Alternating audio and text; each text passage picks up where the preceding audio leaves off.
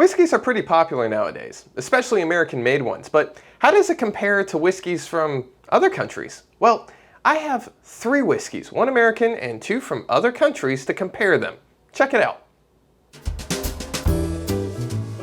Hi, my name is Gabe and I love making cocktails inspired by history. Today I'm taking you through my liquor cabinet and I want to make a comparison between international whiskeys. So what I have for you is HIBIKI Japanese Suntory whiskey. We also have Sierra Norte, which is a Mexican corn whiskey, and Chattanooga whiskey. This is their 111 proof, which is a Tennessee whiskey from the United States. Now, each one of these have their very distinct flavors and ways of making their whiskey, and it gives them very unique profiles. So just to kind of get you guys an idea of how one way of making whiskey is different from another based on the country that they come from. Now, mind you, we wanted to do just whiskey, so we're leaving Scotch in its own realm and Irish whiskey in its own realm, just because I think these will be a little bit more comparable. So the first one we are going to taste is HIBIKI. Now, HIBIKI Suntory whiskey is not a cheap whiskey. It runs around $100 per bottle, but it is very well known for quality in terms of Japanese whiskey. On the notes, it's typically a little bit more savory than other whiskeys, in my experience at least. On the nose, very woodsy. You can really smell the oak barrel that it was aged in. Very subtle though, and has a slight scent of caramel. And you normally find that with a lot of these aged whiskeys, is that as they age, they kind of find a little bit of sweetness in between the savoriness that you're getting. We're gonna give this a try.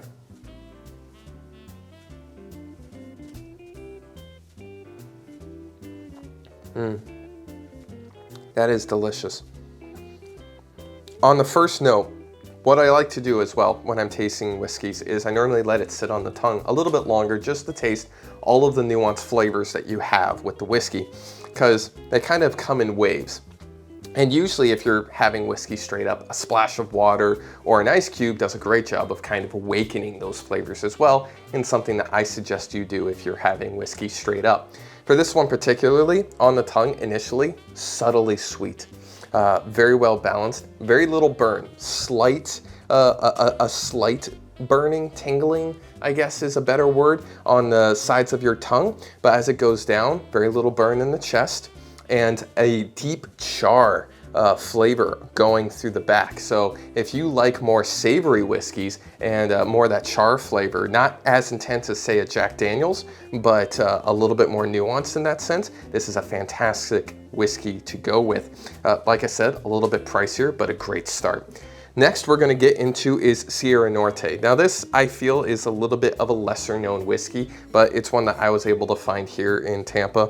And this one that we're going with is native Oaxacan yellow corn.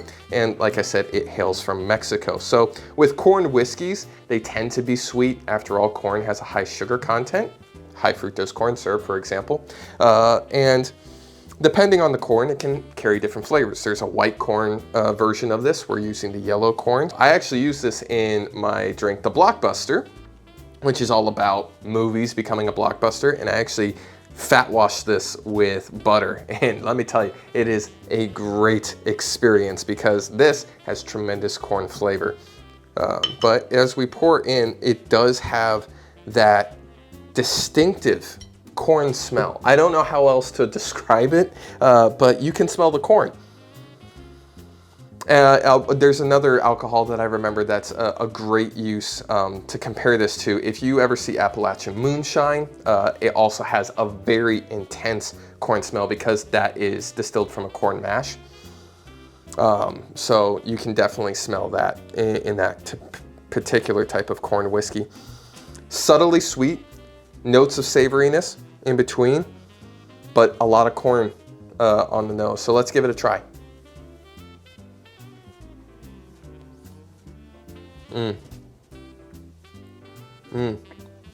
Oh yeah. Oh yeah. This one's a little bit more floral than the Suntory whiskey from Japan. Sweet up front, don't taste the corn at all. It's not really until after you swallow that the corn flavor really starts to arise, starting at the back of your tongue and then moving forward. Very smooth. A little smoother than I would say than the Hibiki. A slight burning right around here, right below the Adam's apple for men.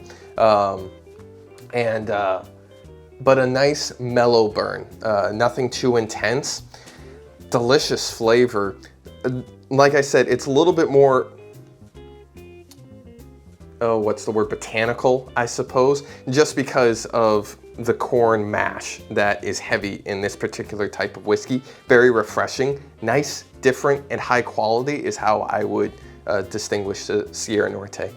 Finally, we're going to get into Chattanooga Whiskey 111. Now, this is one of my favorite whiskeys. I actually visited Chattanooga Whiskey, their distillery, their experimental distillery up in Chattanooga, which they haven't been around that long because they got rid of prohibition in that county in like 2013.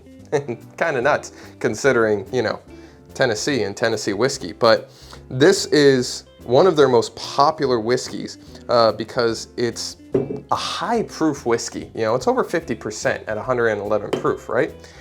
But it delivers that punch without being overwhelming, and it's very smooth considering the high alcohol content. On the nose, very sweet. I would say this is probably the sweetest of the three. You can smell that sugar content. Kind of pulls you in. You know, you have notes of caramel, almost a nuttiness like of almonds or pecans, but it's hard to distinguish what particular type of nuttiness I would go with there. But very sweet. No burning on the nostrils, despite the fact that it's a very high proof alcohol either, which is very interesting. So let's give it a taste.